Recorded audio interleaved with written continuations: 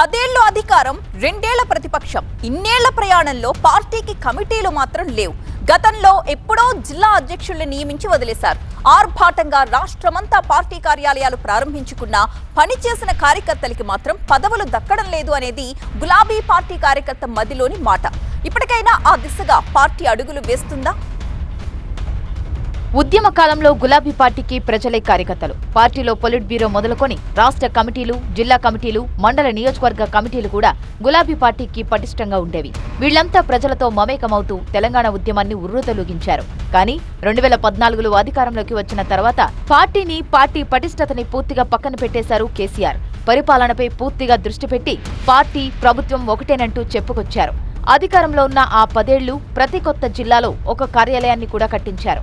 అప్పటి వరకు ఉన్న పొలిట్ బ్యూరో, అనుబంధ కమిటీలు, జిల్లా కమిటీలను కొనసాగించలేదు.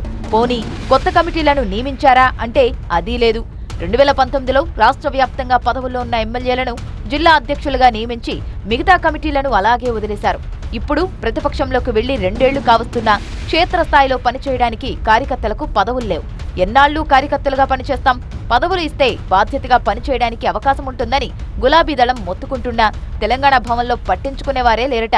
జిల్లాలకు కేటీఆర్ వెళ్లినా, హరీష్ రావు వెళ్లినా జనం వస్తున్నారు కదా, కమిటీలతో పనేంటి అనే యోచనలో పార్టీ ఉందట.